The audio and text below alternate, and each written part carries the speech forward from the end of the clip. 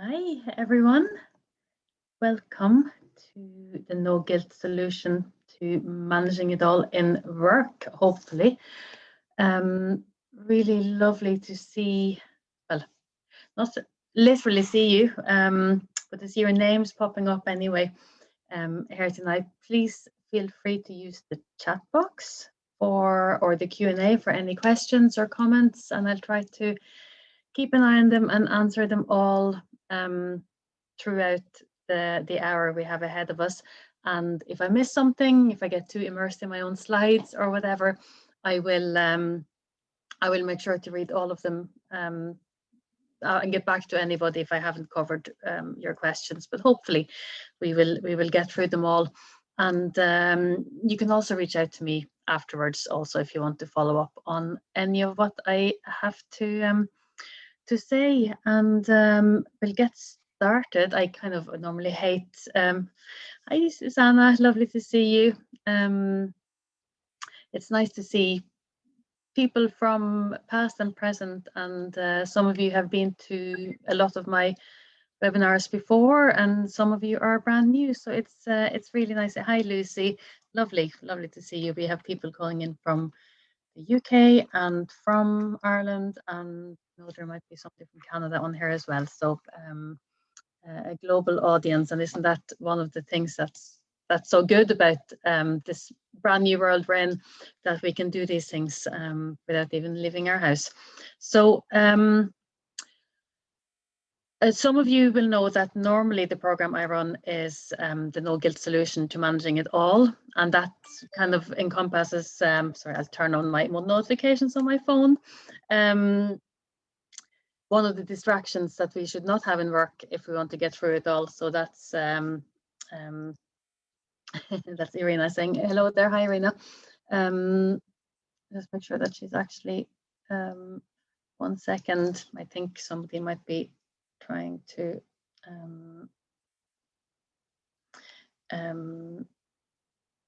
Register. 1 second. Okay, no, I'm sure it's fine. Okay, where was I? Yes, so normally I do the no guilt solution to managing it all, and that really encompasses everything or all, because really life isn't compartmentalized. You know, work impacts life, impacts family, impacts relationships, impacts our own well-being, and how we manage everything. But what kept popping up when I was doing these programs was how much of an impact work and workload specifically had on people's ability to manage at all actually. So I decided to do a special edition focusing on that.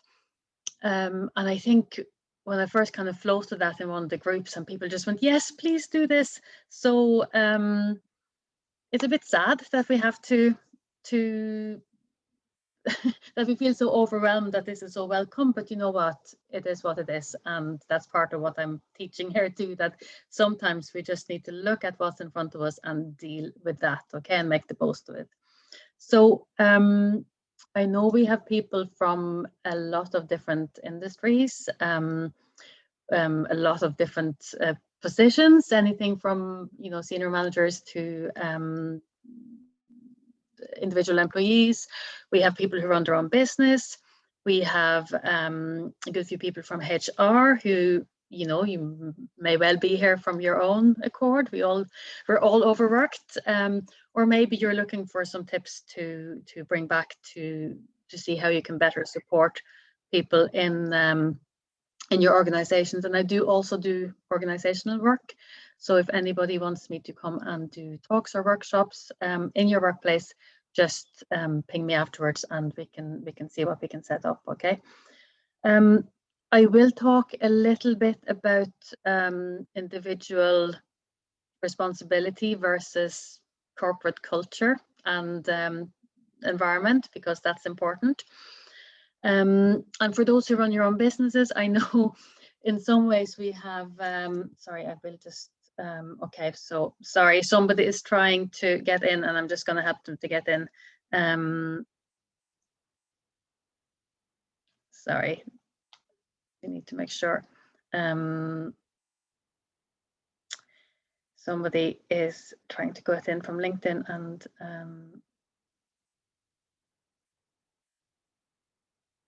it's above, yeah. Okay, hopefully she'll get in. Yeah, so if you run your own business, you have a lot more flexibility and autonomy, in some ways. But we know that that comes with its own challenges too, and sometimes the guilt can be even stronger then because it's all on your shoulders. If you if you slack off, then it's your livelihood. It's so all of these things come in. I have a couple of slides. Okay, sorry. I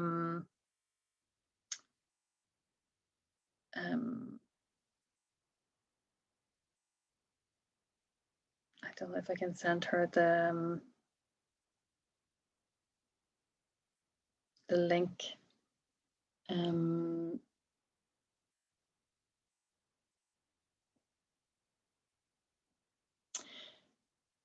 Okay. Yeah, sorry, I'll just keep going. There's somebody who registered but didn't get the link. Did you get an email? So all happening live as we speak. Yeah, so I'll share a couple of slides and we'll just talk through this here.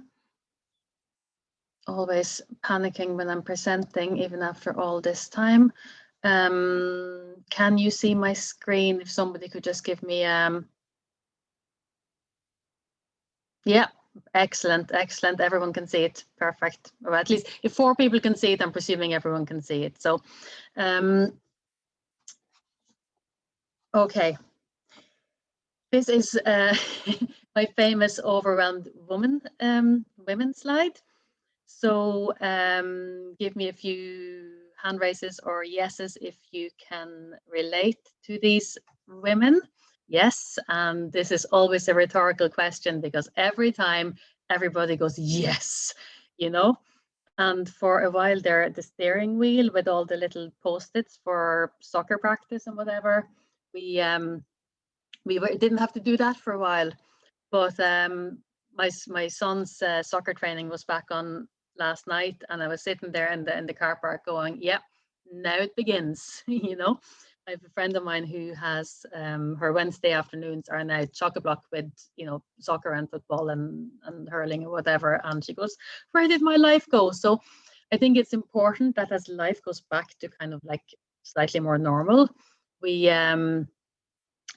make sure to mind ourselves and what we have as goals in our life too. Okay, so sorry, let me just check the chat.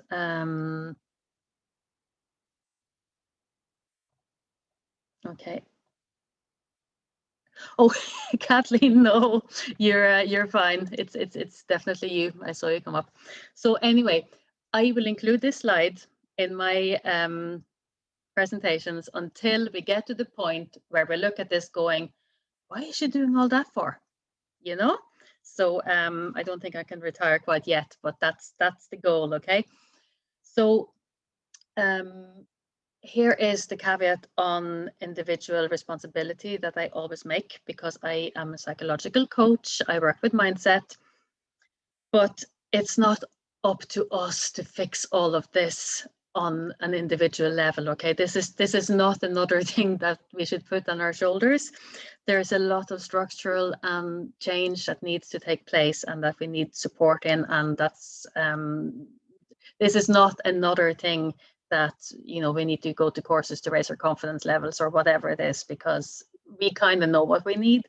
So it's others need to step up here. Okay, but and we're going to talk about workload. And if you work in, if your organizational culture is one, and I'm hoping it's not, but I'm also realistic, one that glamorizes overwork or links commitment to hours worked or forms filled in or whatever it is, those kind of things where, I don't know if this still happens online, but somebody leaves on time and there's always kind of, oh, half day, right?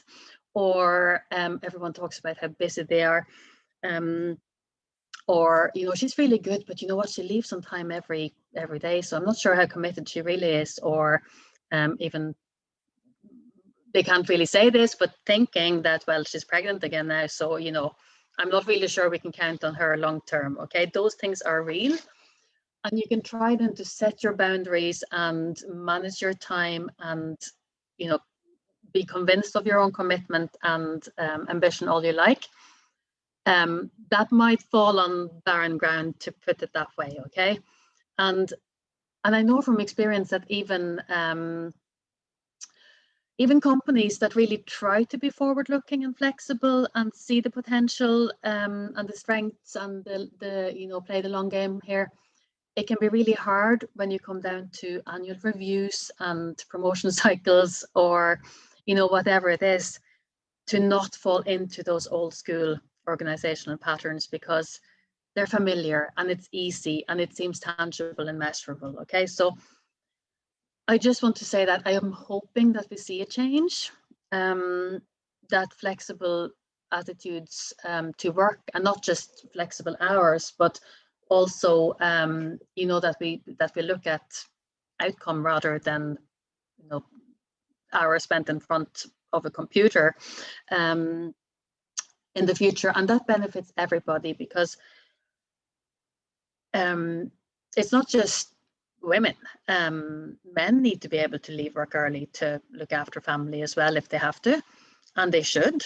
And single people need to be able to have a life outside of work, or I don't know, look after whoever they want to look after, whether it's a pet or your parents, or it doesn't matter. You know, that's your life, and that's the big picture where everybody has work where we don't feel overwhelmed. But back to mindset, because that is, after all, my area of expertise, and it does matter. It really does matter. How we view ourselves, and how we prioritize, and how we set goals, and how we identify what's important to us, that really does matter. And I learned that lesson the hard way myself, and I will share some of my story with you, for those who are not familiar with it. Where's my screen gone now? There we go. So this is me and my 3 children. They are now a bit older than they are in those pictures. But the reason I share those, it's another staple of my presentations, is because I was really burnt out around this time that these pictures are taken. It's all happy and lovely, and it was. I mean, more than one thing can be true, but this was around 2016, 2017, and I went through a couple of years where everything just seemed to hit me. I went through all the top 5 life stressors in the space of 2 years. So I moved house twice. I moved actually location as well, like counties, from Dublin to Cork. I changed jobs. I had a baby who's now 7, so time really does fly. I separated from a partner, and then my mother was diagnosed with terminal cancer. And throughout all this time, and this is kind of the point I'm making when I talk about this, that I just kept going, because, and I thought I did a pretty good job of it. You know, I had everything organized, batch cooked, had, you know, childcare, pulled favors from family and friends. Really did not want this to impact my work. So ended up actually taking on more work in the middle of all of this to, I don't know. Well, I knew I would, yeah, I wanted to do a good job, and I wanted to prove stuff, I think, and I genuinely felt that I could stay on top of it. And then I couldn't anymore, and I hit the wall. And it took me about a year. I suffered from a severe burnout, and it took me about a year to recover from it. And then that's when I decided that I did a master's in coaching, and set up my own coaching practice, and that's what I'm doing now, and that's what I want to do. I want to help others before. Don't let it get to the point that I did. It's really not. It worked out okay in the end, but you don't want to have to go through that before you get stuff, you know. So it's sorry, I'm just trying to get used to all the controls here and saying that I'm not missing anything, but so sorry now, I'm seeing hand raises and everything like that, but yeah, okay, I think we're good. But what happened was I kind of knew that something had to change, and not just, okay, so I left full-time employment, and I'm not the only one who does that because things get too much, and I really do not want, that should not be the only option available to us in order to, you know, get some sort of handle of things. And what I realized for myself was that a lot of the stressors were obviously outside of my control, but the way I thought and the way I reacted and some of my behaviors were not. And there were things I could have done earlier that would have made this a lot easier to manage. And that went back years, like from before all the intense stuff had to happen. And I know it doesn't always need to be that extreme for people to feel that work is the thing that has to give. It sometimes it can be enough to have kids. And if you don't have an understanding boss when your kids are sick, you know, then I did my research on female entrepreneurs when I did my coaching masters, and on strengths and decision making in female entrepreneurs, and the amount of people who now loved what they did, but who had started their own business because work and family was not compatible. And that's not right. Like, we really need to do something about this. And tonight we're going to start with ourselves, okay? So with the caveats about all the structural stuff that's not our fault and that we can fix. But I kind of stepped out of that autopilot that had told me that I just have to get on with it. I just have to take on all the things. I had to overcommit. It's a thing I do, okay, and overcompensate for others maybe, or feel the need to meet some sort of standard that I had in my head that I should be, you know. And I started really looking at what I did and what purpose it served and whose purpose it served. And then when you do that, you're in a position to make more informed or mindful decisions. And you know, by all means, leave work and start up your own business if that's your dream and that really calls you. But it should not be the only thing. And we can't have everybody leaving work either because of this, because then it's a vicious circle, because it'll never be fixed then, you know, if we just kind of leave the ship. So this is a bit bigger than just workload. So I want to get back to workload and that feeling that, you know, there's never enough time. You can't even take a break. Work never ends. Can't even take a day off or a week off because of the amount of work you have to do before and after. Yes, I've been there too. So we have, let's see, what time is it now? I've been talking actually for about 25 minutes already. So I'm going to go through a couple of, like a framework for, and give you some tools on how to maybe better manage workload. It's not a time management course. There's plenty of people who specialize in that, and you know, do seek out best practices in those areas if that's of help to you, right? But I will give one time management tip that I learned in a time management course I went to like 20 years ago now. And the really funny thing is that we ran out of time on that course. I just think I love that. It's the instructor literally didn't have time to go through all the things that he had planned to do for his time management course. And I just think that's such a good life lesson, that we always overestimate how much we can get done in a given time. So, you know, let that be a lesson to you. Don't stress too much if you have a list of things that you thought you'd get through on Monday and you didn't. And even if you still have it there on Friday, you know, it's okay.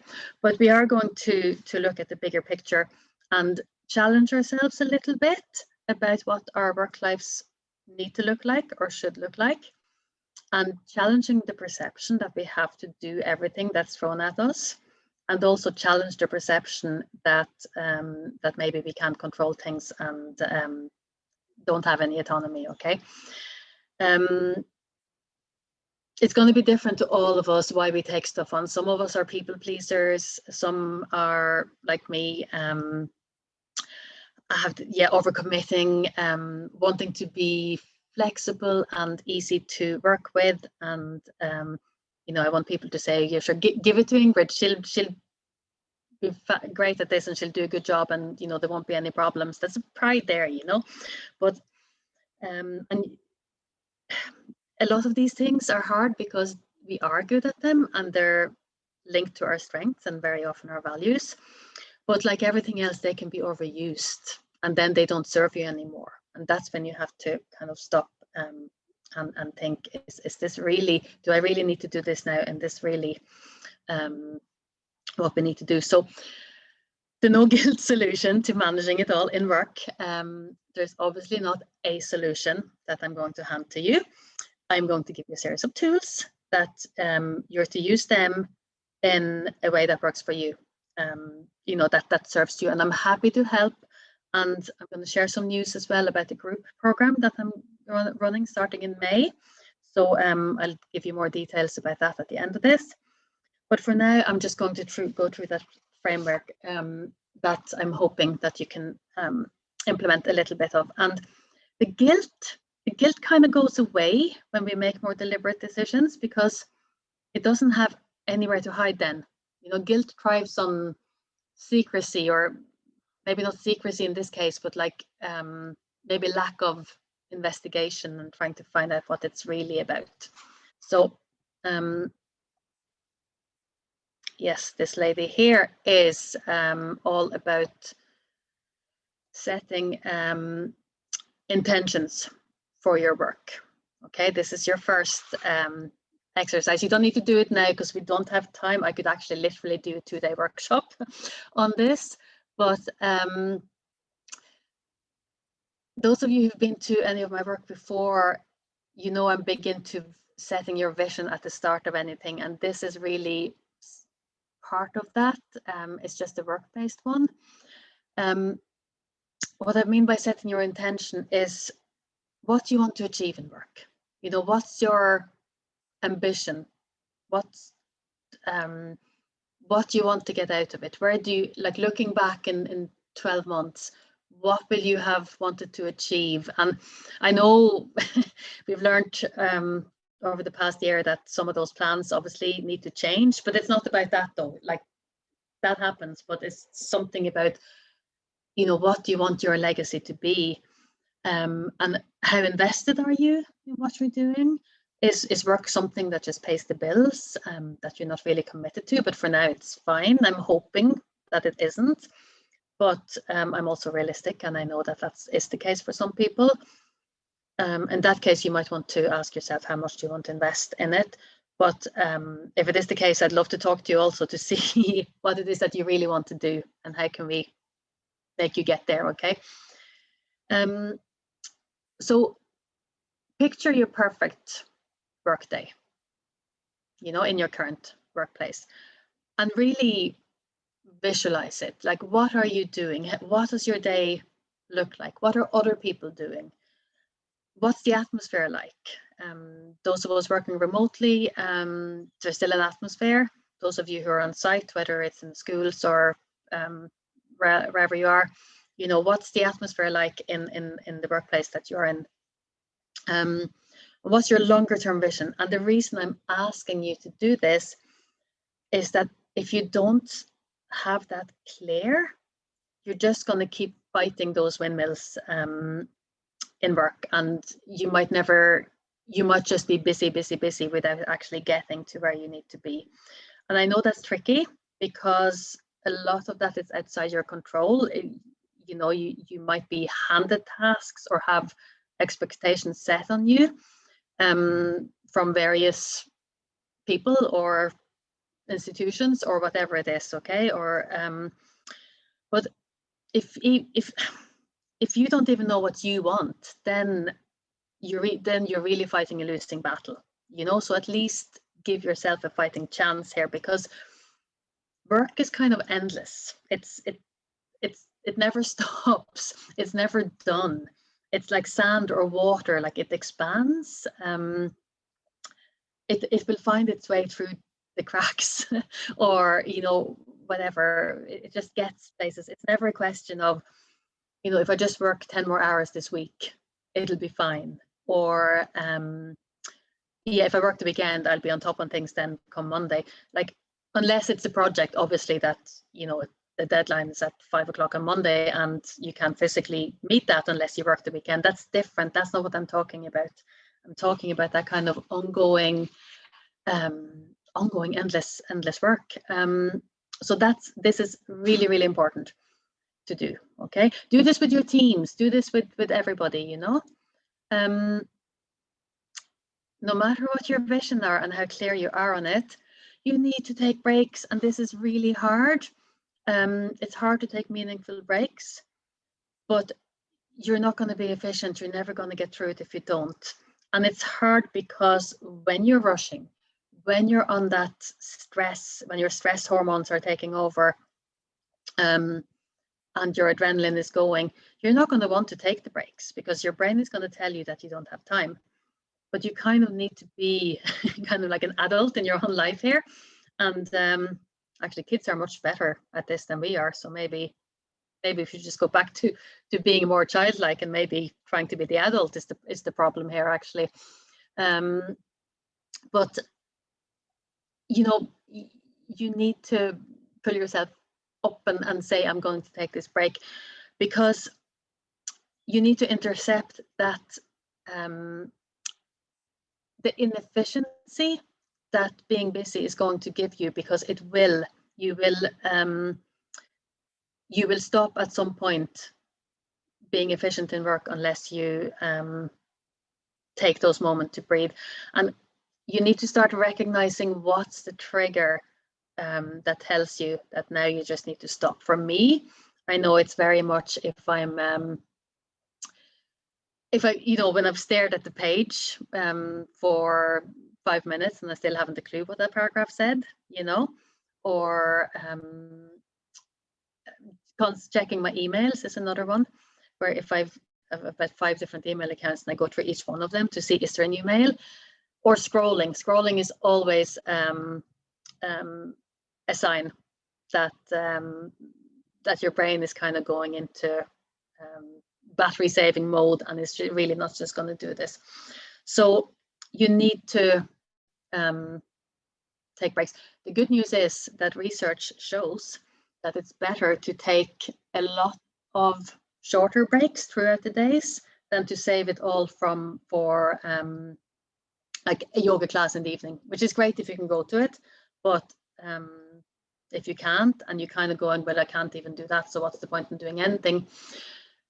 If you take regular small short breaks, even if it's just 2 minutes to stand up and walk around the room or step outside, you're buffering against those micro stressors that are at you throughout the day, like, you know, all the little things that happen in work. Somebody irritates you, technology isn't working, you're hungry, I don't know, whatever it is, your kids are shouting in the next room while you're trying to, you know, have a call.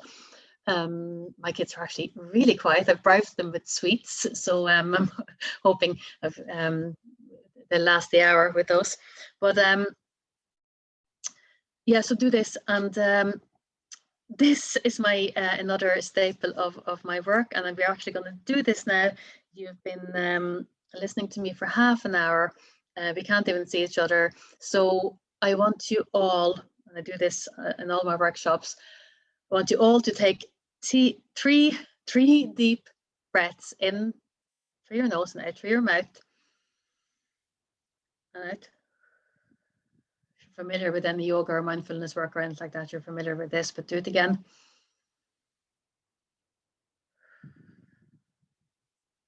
And the last one.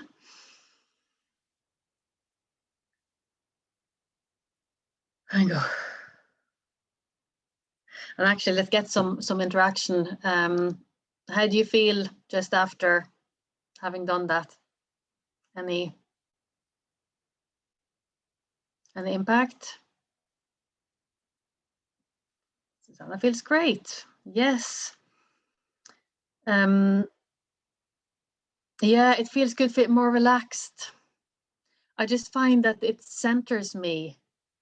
And I always like, normally when I do that, Linda, yeah, you see, Linda, the first time you consciously did that today and you needed it. Yeah, it just stops and it calms you. It's like resetting your batteries. And we forget to do it. I tell people to set an alarm on their phone every like 3 or 4 hours to just do this. And it takes, like, how long did that take? No time, like. And I do it then when I'm in the middle of a presentation, and I can feel, you know, as much as I love doing these and I love talking, and it still just kind of makes me not necessarily slow down, but it's just, yeah, it makes you stop and hear yourself. Yes, Irina, and when you got in, I'm delighted. You know, like, this is such a simple tool, and you can look at, it's almost like you look at what you're doing then with fresh eyes. So if you do one thing, well, actually you need to do the vision work, but one thing in your busy work, to just do this. I know someone who might also be on this, who ordered a print of this picture after one of my other workshops, because, and she has that now. So, you know, just really, really small things, and we forget, and our brain will tell us that we don't have time. So the next one, which is another tip, is my another of my staples. Sorry, I do love my I do love Agent Cooper. Those of you who are of similar age group, who remember Twin Peaks from back in the days, will also know Agent Cooper. And he says, every day, once a day, give yourself a present. Don't plan it, don't wait for it, just let it happen. It could be a new shirt at the men's store, catnap, you can read this, like, but catnap in your office chair, or 2 cups of good hot black coffee. And I just love this so much, because it's, again, it's such a simple thing. Yes, Kathleen and Loretta, yeah, love it, love it. But I just love it because, again, it's such a simple thing. Like, you have coffee or tea or whatever in the day, and like, sometimes it can be just, you know, hiding away in your room for 5 minutes away from everybody, or it doesn't matter what it is, but you're to tell yourself that, yeah, this is my present to myself today. Okay, it's a bit of like a gratitude thing in one way, actually, but it's just that kind of reminder. These are all things that will, the gift or a rant, Linda, yes, but be careful of the rants, because they're good to vent, but and you're allowed, absolutely allowed to do that, but just kind of what you do with that energy when you're finished ranting, I guess, is the is the key, you know. Use that for something positive then afterwards, so you don't get stuck in the rant. But yeah, we all need to vent and rant, and get yourself a good crew around you that you can, you know, do that with. Really, really important, whether that's in work or somewhere else. So sorry, I just have a question in the queue, and oh yeah, so then, yeah, perfect. So with that, I'm going to is this number 3? Yeah, okay. Accept the nature of your work and or change it. So I was preparing this, I was kind of thinking, is this too convoluted? But it's really important, because so often I find that we kind of wish our work away. It's like, you know, if only it hadn't been for all those interruptions in the day. If I'm firefighting all the time, I never have time to work on the strategic things. Like, there's always something that gets in the way, right? I'm on Zoom calls all day. I can't get anything done. Some of those things are, you know, genuine issues that you should do something about. That's the change it part. But sometimes I think we need to look at maybe those, if that's 80% of your work, maybe that is your work. You know, does this make sense? I wasn't sure if it's really coming through when I'm talking about it, but it's not about accepting that things can't be changed, and that if you have a really inefficient process for processing customer complaints, and that takes up too much of your time, do something about that. But if dealing with customers is the key part of your day, then that's what it is, and you need to kind of focus on that. It's a bit like asking who's your real customer and what's the value of your work. So it just changes the dynamic, because it's easier to feel overwhelmed if you feel that the work you're doing isn't the work that you should be doing, when it actually might be. So like somebody working in IT help desk likes their job, apart from, can't get anything done because they need to help people with technical issues all the time. Now you could argue that if there's technical issues all the time that they don't get to resolve because they're too busy dealing with them, that's maybe a process issue or a staffing issue or whatever. But the nature of their existence is to help people with their technical problems. Do you see the difference? And I think it's just really useful to reframe some of the way we are thinking about what we're dealing with in work sometimes. It's hard to give specific examples that will be relevant to all of you, because you do so many different things, and you might need to chew on this one a little bit, but I think it's important, differentiate between the things that are in obstacles and things that you just need to maybe reframe your way of thinking. Okay, so we're coming up to my one time management tool. It's really basic. Okay, so I don't want to hype it up too much, but it's so basic, but I've used it for 20 years and I still love it. It's basically, literally, I use letters because I'm quite a textual person. You might also use colors or whatever, but literally A, B, C, D. Okay, so you have your to-do list and you label things according to like size or importance, right?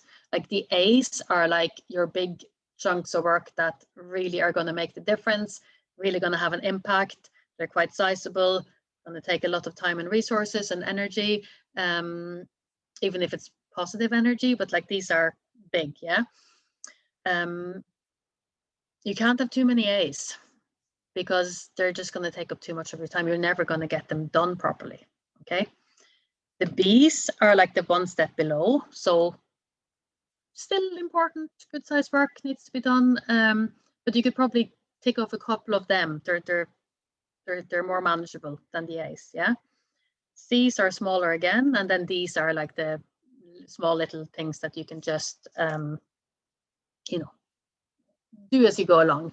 And the clue is to work a little bit on each one of them, but not let one overtake the others. If you only work on A's because they're so big and all the other things fall by the wayside, you're going to be overwhelmed, unless you get somebody else to do the other things for you, which is also an option.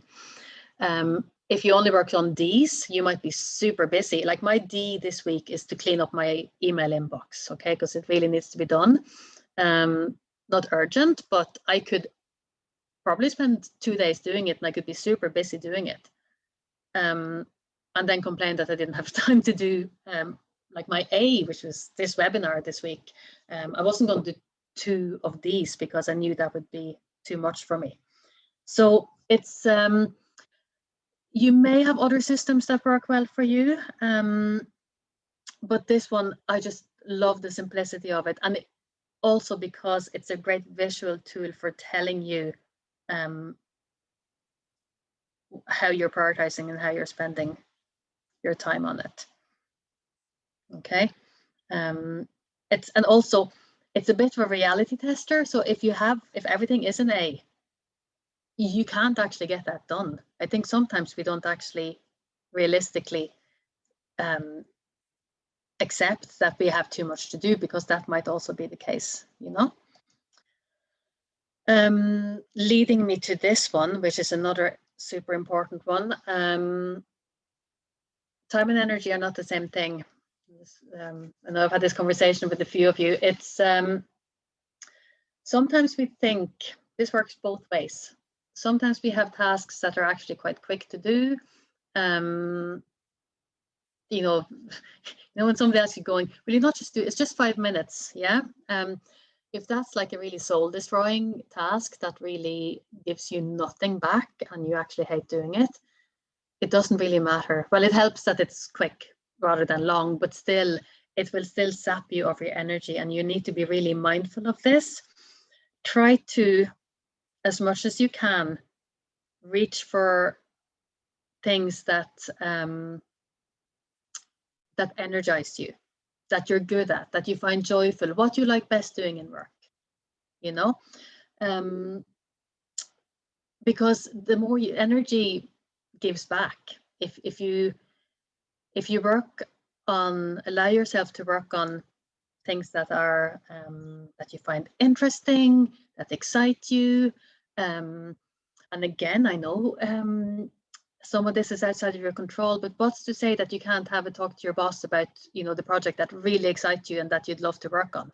Because if you don't have the conversation, then nothing's going to change. People can't read your mind either, but you need to know what those things are, you know? So this is super, super important. And yes, if you want to manage it all, you really cannot do it all, because this is the difference. Doing is just yeah, the poor lady with the post-its there, like it's just never ends. Then it's aimless, it's directionless. You need to try and get the clear picture of what you want to achieve and where you want to go, because otherwise we'll still be here in a year's time. I will also say this, I'm hoping that you don't have, or that others don't have, the same expectations of you as maybe the workload that we could get through before COVID. And I know for some of you, and I know there's people from education here, and I know that you have done Trojan work in the last year, and I applaud you. You had very little choice in it, and others have pivoted so much that somebody likes to say we could, you know, audition for the ballet at this point.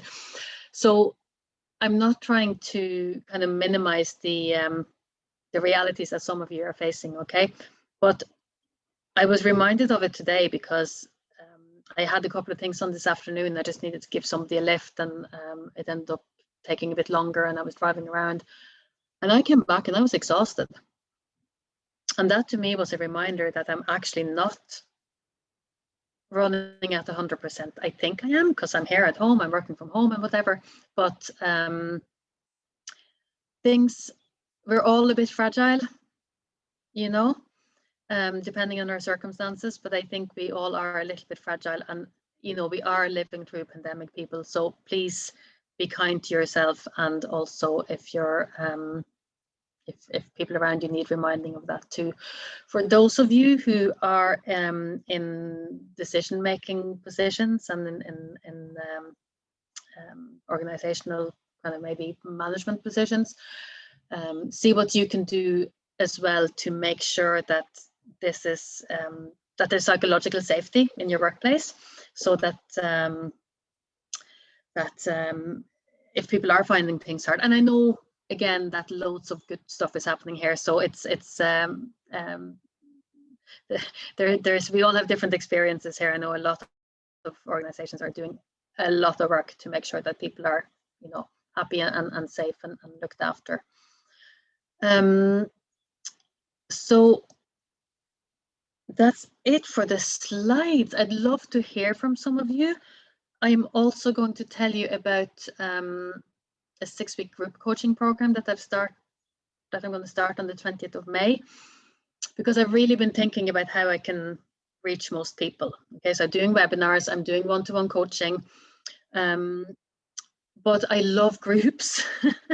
I really love groups, and I love the opportunity to work with people over a longer period of time, and without them maybe having to make the investment of like my coaching programs 1-to-1 or, you know, 6 up to 3 months. And I know that can be a bit of commitment for people. But if anybody's interested in being part of a group where we work through some of these issues, it's starting on the 6th of May.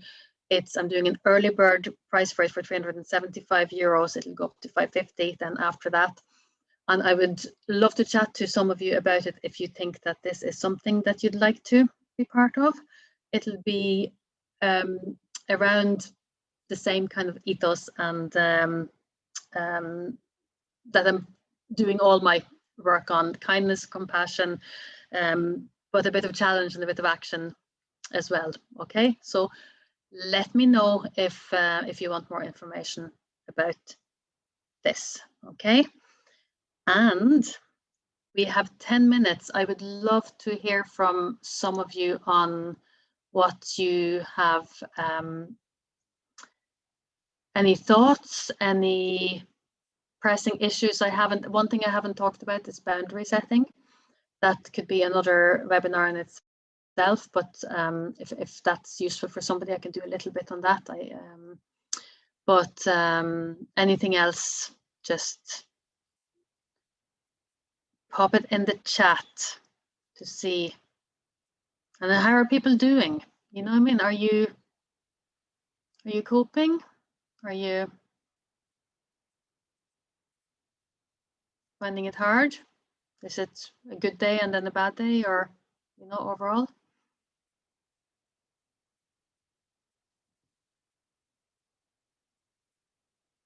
Struggling at the best of times. Yeah. Yeah. I'm sorry. We have up and down. Yeah. And I know the industries that some of you guys are in, and I know they're tough, really, really tough. And please, I'm happy to talk to anybody outside of this if you want some personal guidance. Okay. Yeah, Regina, reframing the view. Yeah, it's interesting. It struck me the other day as I was having a conversation with somebody about that, and it was actually with a it was with the principal actually, and it was just the view that she had on the, you know, the kids that came to her door and all the problems and everything like that, and she just really energized her, and she really saw that as such a crucial part of her role. And I thought that was just so lovely, because it is, but I could equally see it being something that's seen as a distractor from other things. So that's kind of what sparked this. Yeah, up and down. I think, Linda, it's hard. I think it's, sorry, this Q&A stuff here too. Yes, Kathleen. Yeah, so the nature of your work can change it. Yeah. Yeah, you see, leave or get on with it. Yeah, it's I don't like to be okay, there's lots coming on now. Okay, I'll try and deal with one at a time. So I'll talk a little bit more about the nature of your work or change it. Like, it's not if you're not happy, get out. Like, that's not what it is. But it is it's about what you can control and what you can control. It's yeah, Irina, yeah, exactly. Change your attitude, you can't change the situation. It's a fine line, because you need to kind of challenge what you can change too, you know. But I can try and write some. I might write on this actually just a little bit, because this is I think it can be very helpful when it comes to just sense of fulfillment or sense of achievement, I guess, that you're like, this is your real work.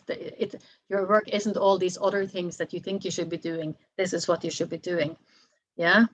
Paula, you're at home, you walk by the computer, get sucked by. Yeah. Oh, yeah. Okay. you get sucked in by somebody asking a question on the work messenger. 2 hours later, well into your evening, you're trying to solve a problem that should have waited for many reasons. Yes, and actually instant messaging, as useful as it is probably one of the biggest disruptors in work, and I don't like it for that reason. It's very yeah, notifications. Yes, Susanna. When I turned off the notifications on my email, so I didn't get that ping or the little envelope, productivity increased massively. So there's stuff like that. Close down what you're not working on. Close down the tabs, and also, yeah, that's getting sucked back in. I know it myself. My laptop is on all the time. It's normally in a different room. I tend to leave this room in the evening because it then becomes the PlayStation room. But it's really tempting because you go, oh, I'll just answer this. And actually, if I get to it now, I don't have to deal with it in the morning. You might want to work on some boundary things there, and just make a decision that you're not going to answer that, even if you could. You know, there's also that sometimes you want to be seen to be online. You know, I remember I used to leave work and I'd go, yeah, I'll be online later. You know, for what? Like, you know, it's there's habits, I think, that we could probably work on. All right, we still have a couple of minutes. I was afraid we were going to run out of time, but this is great. Anything else, Kathleen? Did I expand enough on the nature of work, or is there something else that you'd like to say? But yeah, those distractions in work, they're very, and also my phones. Like, again, I have my phone beside my computer, and it's there, and the stuff flashes up, and I go back, and you know, it's like there's so many distractions that we could more easily manage our way around. And also, I think the you know, do you have this? You go into Google something, and then because you have like news flashes in the Google app, you start reading them, and then, you know, so it's really, really important, if you want to do something, to just try to minimize, at least for like the next 3 hours, I'm only going to focus on this and not something else. And I think as well, because like one of the things I like about how I work is that I don't have fixed hours. I, you know, take time off during the day because I can, and then I work in the evenings or weekends. And I like that because I feel it gives me freedom. But I need to be really careful that I'm not always on either, you know? So there's that fine line between blending your work and home and actually never fully being present in either. So that's one I'm working on.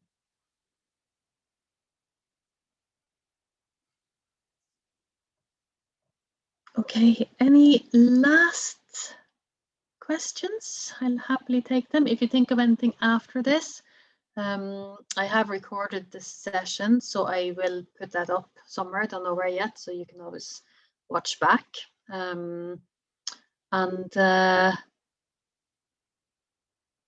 If we don't have anything else, I think we can say good night. Thank you for spending this time here with me. And maternal mental health, yeah, I can imagine. I'd love to chat to you about that, actually. Maybe we can catch up outside of this. Your typing is fine. Will you relax? Thanks, everybody.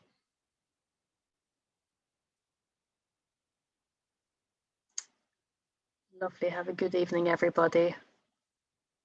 And please do reach out to me. Oh, hi, Lynn. I didn't even see you there. Fabulous. Very helpful. I'm glad this is a big topic, so I'm glad if some of this helps. That was my purpose for the evening. So yes, the languishing article, Regina, somebody else was talking about that this morning. That is, I haven't read it, but it's about this kind of left feeling we're all having at the moment, where we're not, you know, completely down, or we're not up either. We're this languishing. It's a bit like the neutral zone in the transition work, you know. So you're not, we're in this neutral zone where it's not the old world, but we know this. Oh, thank you. But it's not the new world yet either. So we don't really know where we are, and it's all shifting sands and changes and everything. So yeah. Okay, if I figure out how I can stop this, and I'm going to stop recording.